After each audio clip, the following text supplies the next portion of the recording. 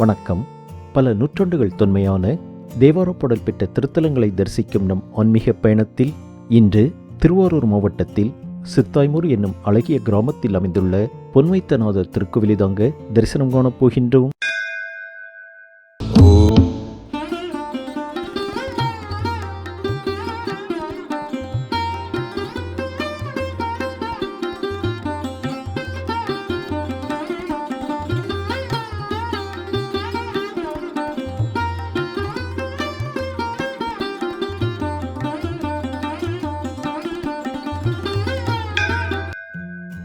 திரு சிற்றேமம் என்னும் புராணப்பெயர் கொண்ட இவ்வாலயம் காவிரியாற்றின் தென்கரையில் அமைந்துள்ள தேவார பாடல் பெற்ற தலங்களின் வரிசையில் 106வது தலமாக போற்றப்படுகிறது. திருஞான சம்பந்தரால் தேவார பாடல் பெற்ற சுமார் 1400 ஆண்டுகளுக்கு மேல் பழமையான ஆலயம் இது. இந்த ஆலயத்தில் காணப்படும் கல்வெட்டு இந்த ஆலயத்தில் அருள்பாலிக்கும் இறைவனின் திருப்பெயரை திரு சிற்றேமத்து மகாதேவர் என்று குறிப்பிடுகிறது. கோபுர வாயிலுக்கு முன்பு முதலில் பலிபீடம், அதன் பிறகு நந்தியம்பெருமான், அதற்கு அடுத்து கோவிலின் தலவிருட்சமான ஆத்திமரம் காணப்படுகிறது. பொதுவாக ஆலயங்களில் நந்தியம்பெருமான் சிவனை பார்த்து அமர்ந்திருக்கும் கோலத்திலும் நந்தியம்பெருமானுக்கு பின்னால் பலிபீடமும் அமைக்கப்பட்டிருக்கும். ஆனால் இந்த ஆலயத்தில் பலிபீடம் முன்னதாகவும் நந்தியம்பெருமான் சிலை அதற்கு அடுத்து காணப்படுவதற்கும் காரணமாக தலவரலாறு ஒன்று சொல்லப்படுகிறது. முதலில் ஈசனை வழிபட்ட பிறகு அந்த தலவரலாற்றை சுருக்கமாக பார்க்கலாம். கோபுர தரிசனம் கண்டு கோவிலுக்குள் சென்றால் அம்மன் அகிலாண்டேஸ்வரி என்னும் திருப்பெயரிலும் ஈசன் பொன்வைத்தநாதர் என்னும் திருப்பெயரிலும் பக்தர்களுக்கு அருள்பாலிக்கின்றனர்.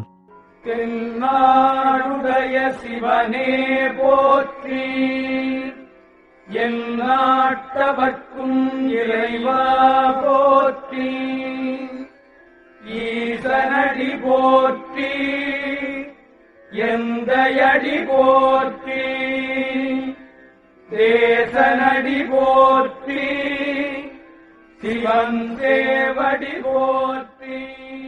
ஓம் நம சிவாய.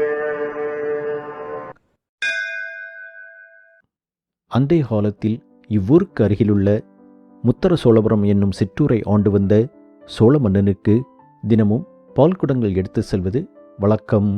அப்படி மன்னனுக்கு தினமும் பால் குடங்கள் எடுத்துக்கொண்டு செல்லும் பொழுது இவ்விடத்தில் நின்றிருந்த ஆத்திமரத்தின் அருகில் வரும்பொழுது பால் குடங்களில் ஒன்று அடிக்கடி கீழே விழுந்து பால் நிலத்தில் சிந்தியதாகவும் இதனை அறிந்த மன்னன் நிலத்தை அவ்விடத்தில் தோண்டும்படி உத்தரவிட அவ்விடத்தில் பூமியை அகழ்ந்து பார்த்தபொழுது பூமிக்கடியில் சிவலிங்கம் இருந்ததாகவும் அந்த சிவலிங்கத்தை பிரதிஷ்டை செய்து இவ்வாலயத்தை மன்னன் எழுப்பியதாகவும் அறியப்படுகிறது.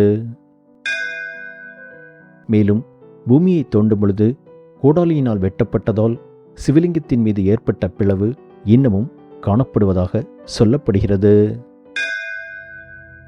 இத்தலத்தின் தலவரலாற்றை, அதாவது ஈசன் தன் பக்தைக்கு அருள் புரிந்த வரலாற்றை சுருக்கமாக பார்க்கலாம். அன்றைய காலத்தில் இவ்வூரில் வாழ்ந்து வந்த சிறந்த சிவபக்தரான சங்கரன் என்ற வணிகர் திருமணமாகி சில நாட்களில் வணிகம் செய்வதன் பொருட்டு வெளியூருக்கு சென்று விடுகிறார். இந்த நிலையில் அவரது மனைவியாகிய அன்பில் பெரியாள் தன் கணவனுடன் சில நாட்கள் வாழ்ந்த இனிய இல்லறத்தின் பயனாக கர்ப்பம் தரிக்கின்றாள். மேலும் சிறந்த சிவபக்தியான அவள் தன் கணவன் நலமுடன் திரும்பி வர வேண்டும் என்றும் தனக்கு நல்லபடியாக குழந்தை பிறக்க வேண்டும் என்றும் வேண்டி தினமும் கோவிலுக்கு சென்று ஆலயத்தை சுத்தம் செய்து சிவத்தொண்டும் புரிந்து வருகின்றாள். இந்த நிலையில் சில மாதங்கள் கழித்து அவள் கர்ப்பம் தரித்திருப்பது ஊருக்கும் தெரிய வருகின்றது. அதனை அறிந்த சிலர் கணவன் இல்லாத நேரத்தில் இவள் கர்ப்பம் தரித்திருப்பதால் அந்த கர்ப்பத்திற்கு களங்கம் கற்பிக்கின்றனர். இதனை அறிந்த அவள் மனம் வேதனைப்பட்டு இறைவனிடம் தனக்கு ஏற்பட்ட களங்கத்தை போக்குமாறு வேண்டுகின்றாள். இந்த நிலையில் வெளியூருக்கு சென்றிருந்த அவள் கணவனும் திரும்பி வர ஊரிலுள்ள சிலர் அவள் கணவனிடமும் அவளை பற்றி தவறாக கூறுகின்றனர். இதனால் அவள் கணவனும் மனம் வேதனைப்பட்டு கணவன் மனைவியும் இறைவனிடத்தில் ஊராருக்கு உண்மையை உரைக்கும்படி அழுது வேண்டுகின்றனர். அப்பொழுது ஊர் மக்களை அழைத்து கொண்டு கோவிலுக்கு வரவும் என்ற அசிரீரி கேட்கின்றது. அதனையடுத்து அவர்கள் இருவரும் ஊர் மக்களை அழைத்து கொண்டு கோவிலுக்கு செல்கின்றனர்.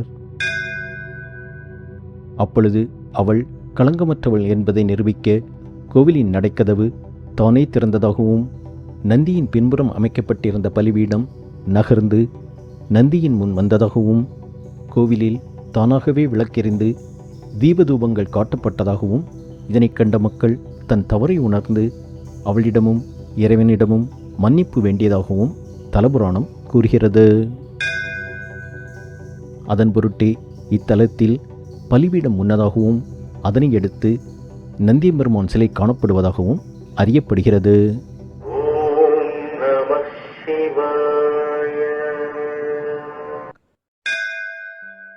அதாவது இவ்வுலகில் நல்லவர்களுக்கும் பல்வேறு சூழ்நிலைகளில் தெரிந்தோ தெரியாமலோ சிலர் களங்கம் கற்பிப்பதுண்டு.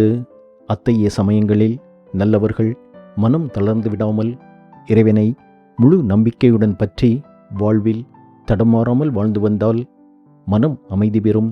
நடக்க வேண்டிய நல்லவைகள் நல்லபடியாக நடக்கும். இறைவன் அருளால் அவர்களின் களங்கம் மறைந்து உண்மையை ஒரு நாள் ஊரறியும் என்பதையும் உணர்த்தும் விதமாக அமைந்துள்ளது இத்தலத்தின் தலபுராண வரலாறு. மீண்டும் ஒரு திருக்கோவில் தரிசனத்தில் சந்திப்போம். நன்றி, வணக்கம்.